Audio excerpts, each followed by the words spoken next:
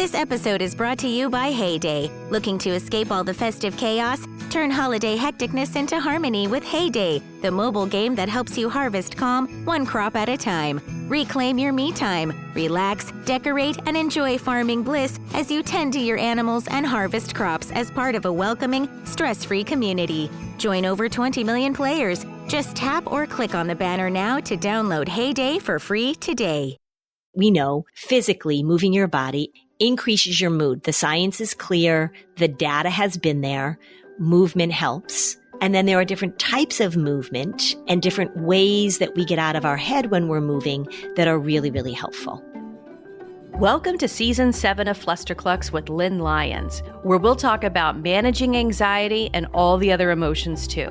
We tackle the serious stuff without being too serious. I'm your co-host, Robin. I'm Lynn's sister-in-law, and I'm here to ask your questions. And I'm Lynn Lyons. I'm an anxiety expert, speaker, mom, and author. I've been a therapist for 35 years. Parenting can be a flusterclux, and I'm here to help you find your way. I'll tell you what to do and what to say.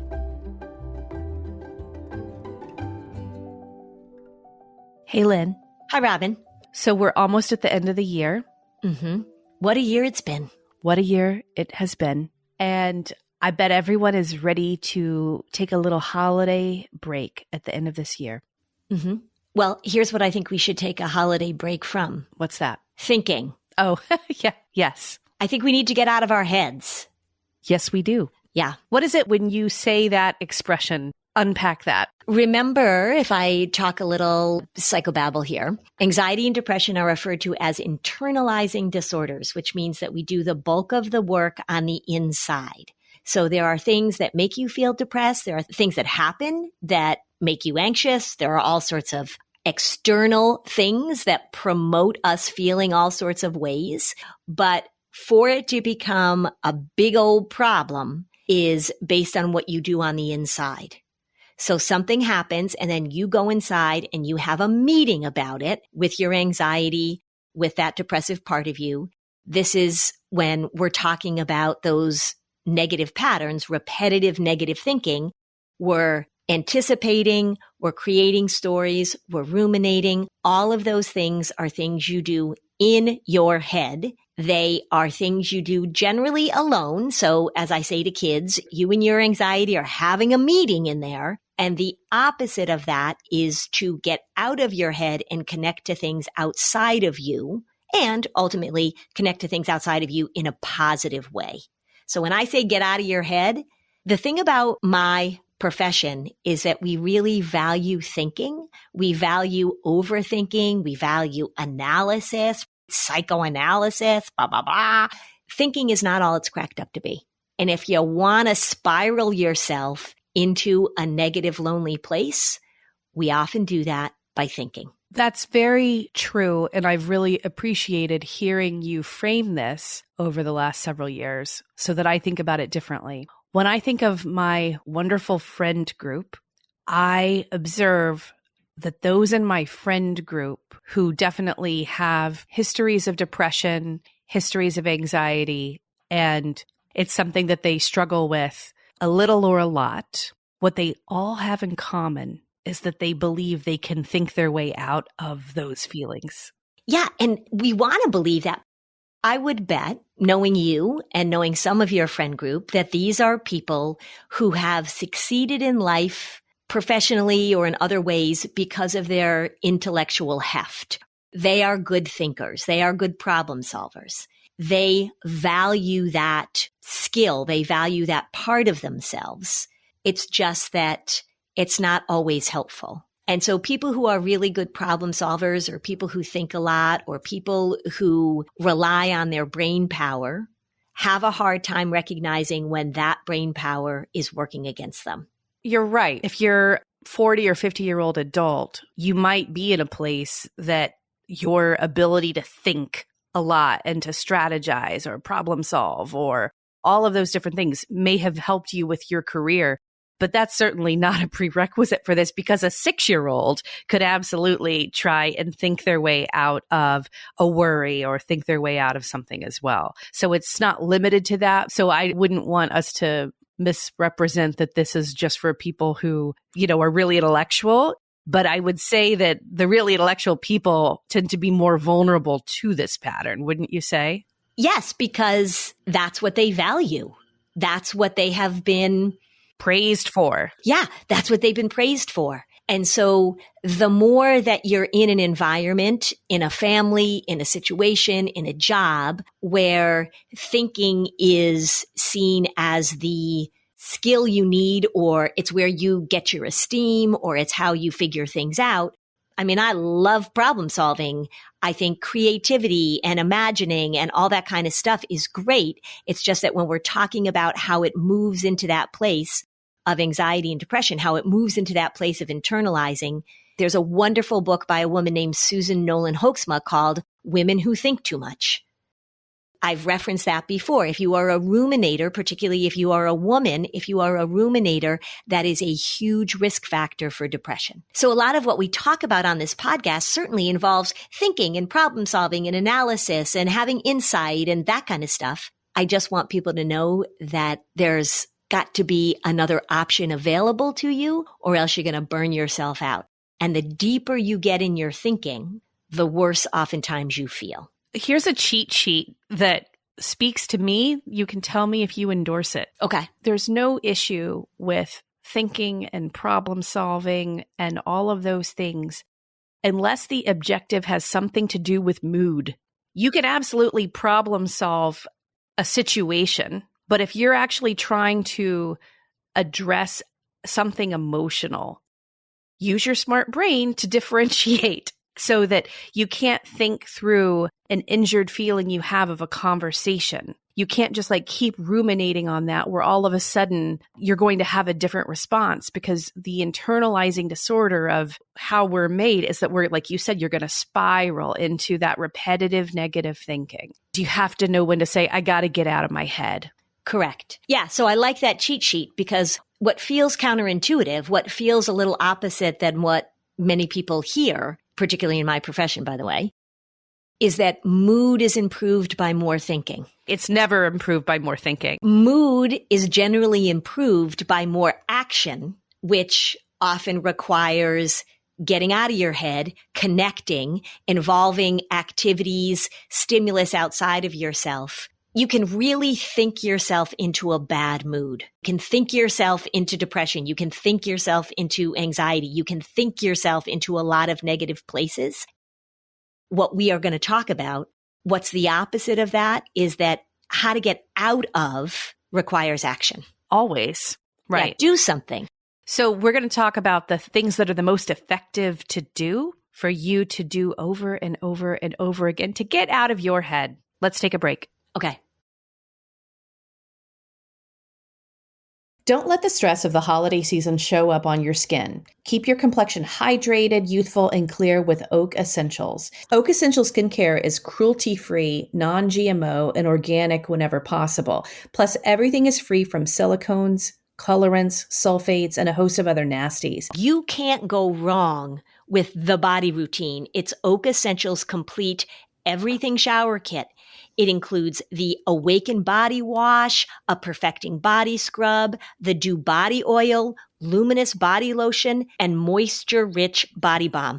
I've been using that Moisture Rich Body Balm on my skin. I put it on before I go out for a walk in this cold weather. I feel like it's just taking care of my skin and protecting my face. This holiday season, treat yourself and your loved ones to spa-quality skincare essentials that deliver a moisture-rich glow. Our listeners will get 15% off their first order when you use code Flusterclux15 at checkout. That's 15% off your first order at OAKESSENTIALS.com, promo code Flusterclux15. Get your best radiant skin this season with Oak Essentials. Okay, I am sitting here and it is 7 degrees outside. And I did something that made me feel a little bit better. I ordered something from Quince, and I ordered this really awesome silk blouse. I'm so excited to wear it the next time that I have a speaking engagement. So with Quince, you can treat yourself to everyday luxury at an affordable price. Something everyone needs in their closet, in my opinion. Quince's iconic Mongolian cashmere sweaters. They start at $50. Or if you want to really up the luxe factor, check out their Italian leather handbags, washable silk shirts. That's what I got. And European linen sheet sets. Whatever you're looking for, all Quince items are priced 50 to 80% less than similar brands. They're able to do that by partnering directly with top factories and cutting out the cost of the middleman, passing the savings right on to you. Quince only works with factories that use safe, ethical, and responsible manufacturing practices. And of course, they use premium fabrics and finishes for that luxury feel in every piece. Treat yourself this winter without the luxury price tag. Go to quince.com/fluster for 365-day returns plus free shipping on your order. That's QUINCE.com/fluster to get free shipping and 365-day returns.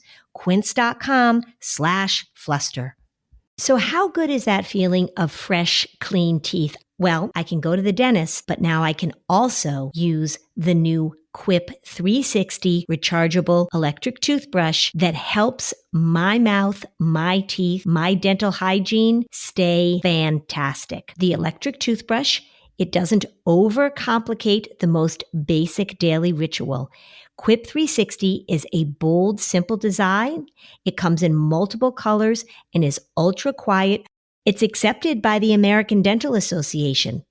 It's scientifically proven to remove up to 11 times more plaque between teeth compared to a manual toothbrush and to provide up to 2 times more whitening on day one. And if you don't absolutely love your Quip 360, return it for free within 30 days. Free your mouth with Quip and discover the 25,000 5-star reviews. Just for listeners of Flusterclux, get 20% off site-wide and a free travel case and countertop stand at getquip.com/fluster. Free your mouth today and save 20% site-wide, plus a free travel case and countertop stand at getquip.com/fluster. Get Quip, QUIP.com/fluster.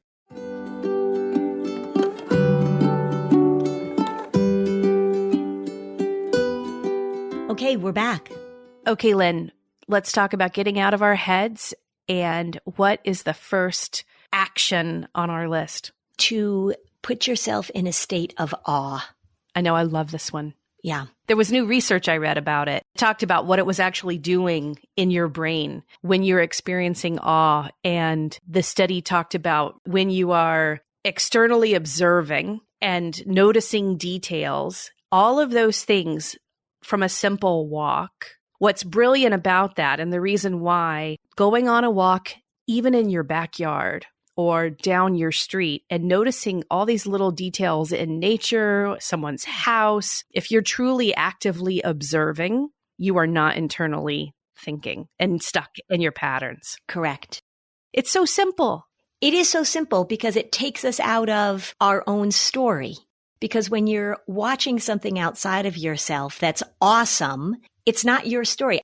Remember the eclipse that happened several months ago? How people were in awe of what was happening. My son was with a bunch of his friends in a place in Vermont where it was a total blackout. Yeah, and my daughter was there too. They could have been at the same place. Yeah, they recorded themselves watching when it got dark. And I've watched the video multiple times because they are jumping up and down and squealing like little kids. They're just like, oh, oh, oh. I mean, they were just so excited because it was awesome what they were experiencing. My husband loves birds and he loves bird watching. And when he is seeing an eagle or when he is seeing a scarlet tanager, he is so delighted and he's not in his head. I just think that there are everyday opportunities.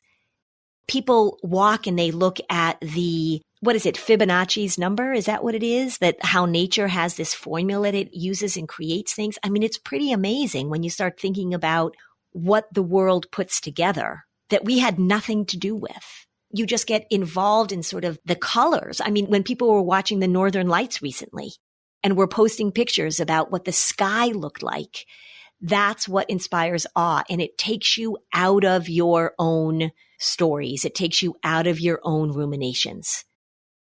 I don't know what year this was, but my son was maybe 4 or 5 or 6. And it was like a long winter here in New England. And I definitely was low energy at this point, juggling job, not great weather, etc. And I just could tell I wasn't showing up in the way that I want to typically. And I had this idea with my son who was home with me. And I was like, we should be out doing stuff. So I said, let's go outside in the yard and see if we could find any signs of spring.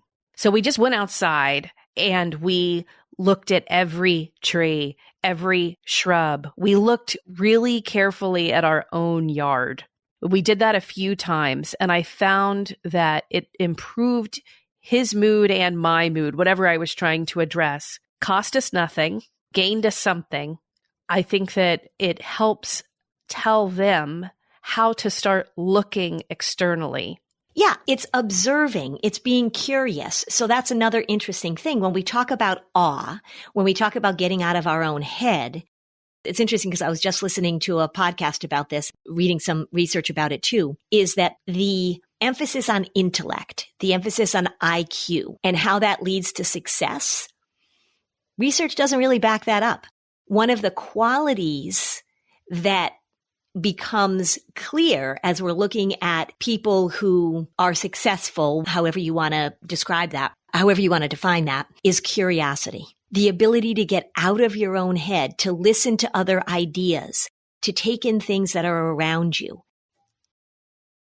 When you see somebody who's really anxious, when you see somebody who's really struggling with depression, one of the things that they lose is curiosity. They aren't interested. They aren't intrigued. They aren't energized by things outside of themselves because they've shut themselves down. It's a terrible way to feel, but that's what happens. So when you talk about creating awe, when you talk about creating curiosity, what are you pointing out to your kids? This is another thing, and I won't go on a big rant about this, but this is why kids having their face on a screen, kids having a phone in front of them, parents walking and having a phone in front of them gets in the way of those opportunities of curiosity and awe and discovery because your head is down, your focus is internal. The more that we lift our heads up and get curious about things and notice things and appreciate things. Do you remember that there was an ad, and I don't even remember what the commercial was for. It was probably for like Coke or something. But the little boy was sitting with the parent and they were watching the sunset, and the sun moved down below the horizon. And the little boy said, "Do it again, Daddy." Do you remember that? I don't, but that sounds lovely. Yeah, it was beautiful. And I'm sure it was for a product. Like I would be like, oh my God, Dr. Pepper or something like that. But nonetheless, I mean, the sentiment was like, this was so awesome. And so I think if we're talking about, again, replenishing ourselves and getting out of our heads, this awe, this curiosity, you modeling that for your kids, I mean, it's a great thing to do, but I'm telling you, like from a clinical perspective, it is really, really helpful for your mood and for your connection. That's an interesting exercise that people could do, is to have that conversation with your kids, bring up those memories. What was something that we saw that was awesome, that was mind-blowing, that you remember? What's a memory that you have? I bet a lot of families have those memories.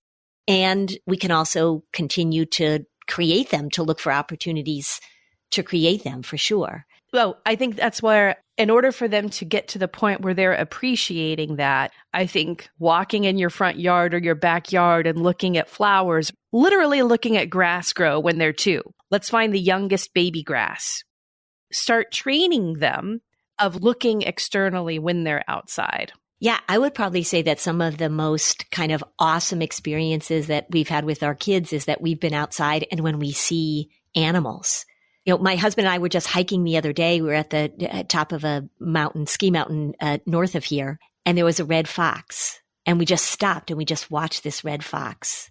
It's just so amazing. It was just being in the moment, being present in the moment and watching this little fox. I mean, there are moments all the time, and it is simple. It's simple. And I would even say it a little differently. I would say create the opportunity for awe, because if we say create awe, I can imagine that some people are like, oh my God, what does that mean? I have to create awe this holiday. I have to create awe. Just go out. Just look at snowflakes. Go outside. Just get curious. Just open your eyes. Just look. You know what this reminds me of is during the pandemic, the advice you gave everyone was focus on the micro. Well, take that micro down as much as the human eye can see and look at snowflakes and look at the tiniest things out there. That's a great exercise when everything else might feel overwhelming. Bring it down to the tiniest atoms that we can look at. And little kids love little tiny things. Have you noticed that? Like they love ladybugs and they love little tiny frogs and they love snowflakes. They like little tiny things. We could learn from them. We can learn from them. Okay, the second way to get out of your head, which is something we've talked about a lot, is to just make room for silliness. Make room for laughter, make room for playfulness. I just actually did a Instagram reel a few weeks ago about this feedback that I got a long time ago. And I jokingly said, clearly I'm not over it, which is true, where somebody said that my humor during my presentations indicated that I wasn't taking depression and anxiety seriously enough because I was being funny, which totally annoyed me, to be honest, that somebody would say that. Doesn't that person realize they've just outed themselves as a depressed person? Yeah. Because anxiety doesn't like silliness. Correct. Anxiety doesn't like silliness. Of course, depression doesn't like silliness. And this is a clinician. This is a clinical training. So the fact that somebody was like, Lynn is not serious enough about these things. I was like, oh my gosh, you totally missed the point. You completely missed the point. The goal is to do the opposite of what the disorder demands. There is so much room for humor and silliness and playfulness. And you can back me up on this, Robin, which I think you will. I don't think you can be silly and playful and be spiraling in your head at the same time. No, you can't. It's probably, I'm sure there's like a neuroscientist who has a perfect example of why that doesn't work. Yeah. We have a whole episode on it, which we should link in the show notes, for finding silliness and joy as one of the best coping strategies and one of the best ways to shift the mood for your whole family. You have to practice being silly if it doesn't come naturally to you. And if you have anxiety tendencies and depression tendencies as a listener, then that silliness gene might be one that has been a little sleepy for a while. That's right. You have to learn how to activate it. And it gets easier and easier the more you do it. And one of the reasons why the silliness gene hasn't been used is that sometimes we're raised in families that really value seriousness. There is a weight to things and there is a seriousness, and that silliness and playfulness is seen as trivial and unimportant and dismissive. I'm here to tell you that silliness and playfulness are not just throwaways. They're not things that we should just say, oh, well, that's just me being unserious, blah, blah, blah. It's incredibly important. And we know that. And the research is very clear over and over and over again. It is the opposite of being internalized. When you are being silly and when you are being playful, you are connecting outside of yourself. When you said that, it made me think of something I hadn't usually connected with when we talk about the power of silliness. Because when we're talking about the power of silliness, we're talking about, okay, everybody, for Thanksgiving or Christmas, we're all going to show up wearing a silly hat, right? We're getting over ourselves. We're stepping outside and like being playful and allowing laughter and all of those wonderful things. Some people could hear silliness. Like if you're a really anxious, earnest person, your resistance to what we're saying could be, well, I don't think everything is a joke. They take it very seriously. There's a difference. So I just wanted you to articulate it has to do with making space for all of these emotions is what the goal is. Right. Because when you're being silly and playful, you're not being dismissive. You're giving yourself a break from all the other things that we have to deal with. Soon after my dad died, somebody, I don't know who said this to my mom or to somebody, said, appreciate in your grief, even in the moments right after, appreciate whatever moments of joy and silliness arrive. And just because you're laughing and just because you're being silly and just because you're enjoying yourself doesn't mean that you're not grieving for your dad. That really resonated with me because I didn't want to say, like, I'm going to be grieving here, and we're certainly incredibly sad, but we also are going to enjoy the silliness that we have. And as I remember us getting together for my dad's memorial, we played the game that we often play, and we laughed really, really hard. We laughed a lot. And that wasn't diminishing our grief for him. It was giving ourselves an opportunity to take a break from it, and also just to appreciate how important joy and silliness and playfulness is in your family. You are allowed to find laughter even in your grief. And silliness is such a beautiful seasoning of just about most moments, really. It's that scene from Steel Magnolias, right? Where Sally Field's character has just had that horrible loss. Her daughter has died, and they're standing and they started making fun of... Oh, Olympia Dukakis grabs Shirley MacLaine's shoulders and says, hit her! Yeah. Hit her! Yeah, right. And they start laughing. And then I think Dolly Parton says, laughing through crying is my favorite emotion. And it's just this wonderful moment of sort of like we are grieving and laughing at the same time. You have so many great examples of families learning how to fold silliness in to dinner routines, whatever. That's in your book, Anxious Kids, Anxious Parents. And then we did an episode on ideas for silliness at the holidays as well. But it's okay if the idea of being silly doesn't sound like it would come easy to you. It is a skill that you practice and get better at. I'm remembering because remember we started this podcast in April of 2020. And so we were talking a lot about COVID. And I remember you saying that you guys had that formal dinner, like everybody got dressed up for dinner. And I was like, oh my God, that's Gilligan's Island. Like COVID is Gilligan's Island. This is what happened. Like everybody was trapped on an island and they just they would have like beauty pageants. And yeah, I mean, I just remember like, oh my God, you're doing Gilligan's Island. It's so great. We were still on the same island. Yes. The next week. I know. So silliness, you got to bend to it. What is the third one? Movement. Oh, yep. Yeah, of course. Movement, I think when we talk about it, let's just take it one step further because I just was looking at some research and looking at some things that came out about walking with a friend. So when you're walking and talking as a really good way to boost your mood and get out of your head. And I think that when we think about movement, so these things don't live in isolation. There's movement that can incorporate silliness and playfulness. There's movement that incorporate awe. It's not just one thing, like you have to do these things together. But movement, we know, physically moving your body, I say this all the time, people don't like to hear it, but it's true, increases your mood. The science is clear. The data has been there. Movement helps. And then there are different types of movement and different ways that we get out of our head when we're moving that are really, really helpful. I know, obviously, if anyone's listened to the podcast, they know your movement preference is hiking up a mountain. Because there's the awe.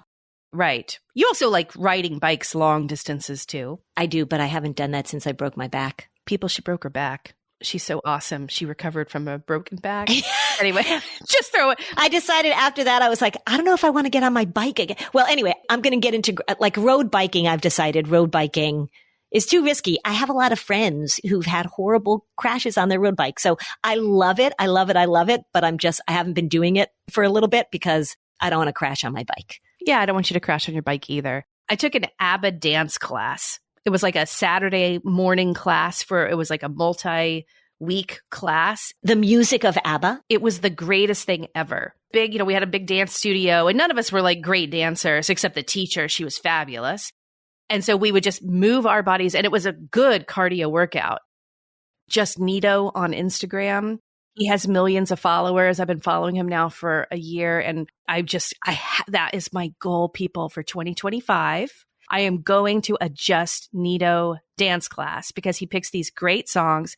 Do you not follow him on Instagram? I don't follow him. Oh my God. Okay. So one of my best friends who also follows him he was out in LA and she attended his class. And, she's like, it was the greatest thing ever. I feel like a Flusterclux retreat should actually be a big dance class, because I don't know if anyone else feels this way, but in the earlier days of social media, when flash mobs were still a new thing, I don't know about you, but I would often find myself very teary, from joy watching these. Yes. And it was evident to me that my world, my culture, what I do on a daily life with, as long as, and the peers around me, we don't have group dance as part of our ritual at a cost. Right. And I think that was something that used to happen a lot more, didn't it? People would go to dances. It was a way of connecting. And I don't think we do that as much. I have a horrible time with my left and right. And so it's hard for me to learn dances. I mean, step aerobics to me was a nightmare because I can't do left and right. But when I watch those videos of those dance classes, or when I watch videos of families doing dances and that kind of stuff, I'm so jealous. It looks like so much fun. Me too. So listeners, if you want a big dance retreat with Lynn and me where you can not know your left and right with us, join the Facebook group and drop a comment. If we get enough interest, I'm going to make this happen. Okay. All right. And if you can't dance the other movement, this is so telling of us. One of the other best moments of being in my body that I ever had was the first time I went to a sing-along Sound of Music. Oh, which I keep trying to plan for you. I went to one when I was in my 20s living in New York City, and it was not at the Radio City Music Hall, but it was near there. And I just remember singing with all these people who know every single word like you do of that musical. Well, it's like watching a Taylor Swift concert when you see the clips of it and the whole stadium is singing along. Definitely. I got up to go get a popcorn and I realized I was skipping to the refreshment stand. And I was like, I'm going to stop skipping now.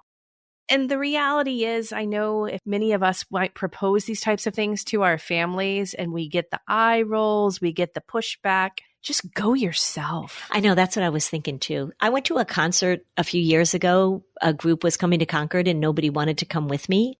And I went by myself. And at first I was like, all right, I'll go by myself. I felt a little sorry for myself. Like, I can't get anybody to go with me. But everybody in the audience was excited for the concert. So I didn't have to know everybody. We all just had this mutual goal of going to see this group that we loved. It was great. I wasn't lonely at all. I was surrounded by people who wanted to listen and sing along to the same music that I did. It was awesome. So music and dance and singing and movement. And I have a feeling if you would say, I do this stuff all the time, kudos to you. You probably have a pretty good time managing your mood. Yeah, it's a great mood manager. Sing along. And we're talking about this. This has been something that human beings have been doing forever. Like, think of drum circles. Think of all the ways that people get together and experience this. We just have to remember, again, our theme is get out of your head, people. Get out of your head and do stuff. However you do it, good for you. We'll take a break. When it comes to skincare routines, I need something that isn't going to take me a ton of time. That's why I am absolutely loving JLo Beauty. Get that JLo glow with JLo Beauty's Deluxe Kit, the one and done skincare solution, clinically proven to boost your skin's radiance and luminosity for an immediate lasting glow. The secret is JLo Beauty's 5-step routine, featuring 5 multitasking formulas designed to cleanse, refresh, and prep your skin to take on the day. That JLo Deluxe Kit is an easy-to-follow AM/PM solution that gives your skin a smoother, visibly brighter look, improves the appearance of fine lines and wrinkles, and protects us against UVAs and UVBs. I really love that blockbuster hydrating cream. My skin is so much more plump and dewy. Get more glow for less with your skincare routine. Try that JLo Beauty Deluxe Kit for 60 days. And if you're not completely satisfied, you just return the bottles, even if they're empty, and you get your money back. Get the only skincare routine you'll ever need. Head to jlobeauty.com/Flusterclux to receive 20% off plus 3 free limited time offer gifts. Head to jlobeauty.com/Flusterclux for 20% off and 3 free time limited gifts a $175 value. JLObeauty.com/Flusterclux. Imagine what's possible when learning doesn't get in the way of life. At Capella University, our game-changing FlexPath learning format lets you set your own deadlines so you can learn at a time and pace that works for you. It's an education you can tailor to your schedule. That means you don't have to put your life on hold to pursue your professional goals. Instead, enjoy learning your way and earn your degree without missing a beat. A different future is closer than you think with Capella University. Learn more at capella.edu. At Sierra, discover great deals on top brand workout gear, like high-quality bikes, which might lead to another discovery. Getting back in the saddle isn't always comfortable. Good news is Sierra has massage guns. And chafe wipes, too. Discover top brands at unexpectedly low prices. Sierra, let's get moving.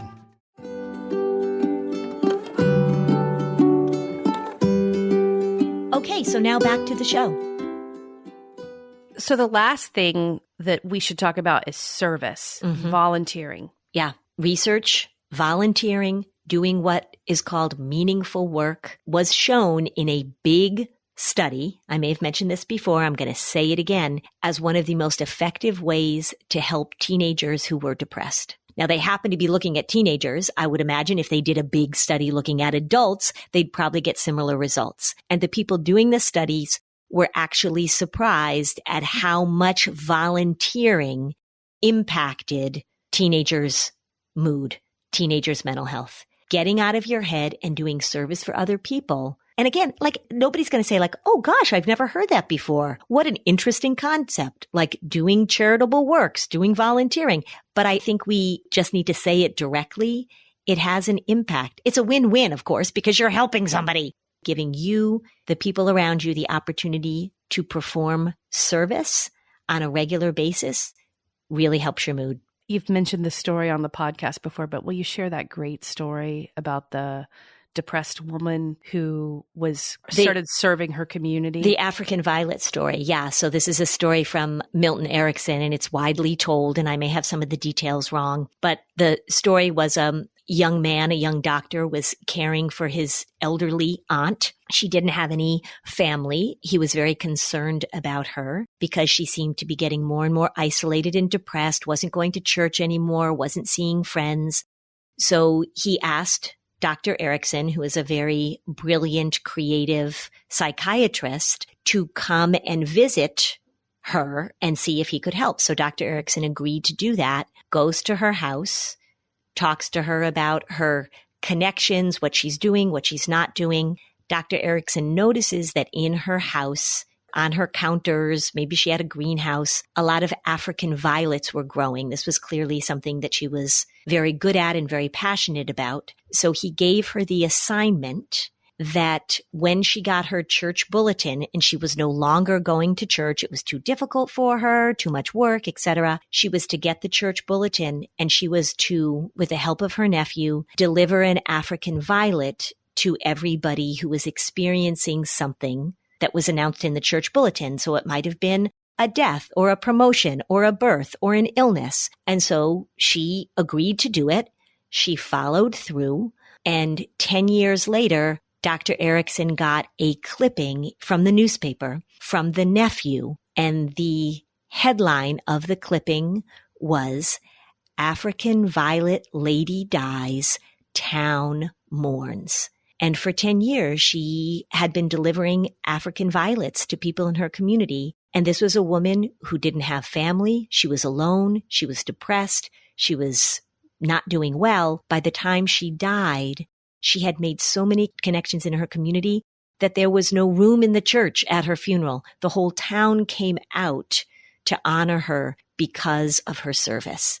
And she didn't die alone, and she didn't die lonely, and she didn't die isolated. It's just a wonderful story about the power of connection and the brilliance of Dr. Erickson, because he didn't have her analyze her life. He didn't have her think about things. He actually had her do something, and it changed her life, and it changed the lives of the people around her. It's an amazing story. I tell it often when I'm giving presentations, and I get choked up when I'm talking about it. When I'm doing presentations for teenagers about connection, I tell this story at the end, and it's really moving and it's really brilliant and yet so simple. It's a wonderful story. Yeah, I'm choked up. Yeah. It's hard for me to tell it and not get. Sometimes when I'm telling this story, like I've told it many times, and sometimes I just buzz right through it. Like today, I kind of buzzed right through it. There are times when I've been on stage and I've had to stop and pause. And often what happens is I'm telling the story and I look out into the audience and I see people tearing up. And of course, I'm a contagious crier. So then I start to tear up. And it really just is a powerful story, just a powerful, powerful story about connection and service. Getting out of our heads can have such a profound change on the world. It can. So on that note, we wish you all a wonderful holiday with your families where you observe the micro, you get out of your heads, you move your bodies, you serve others, and see you in 2025. See you in 2025.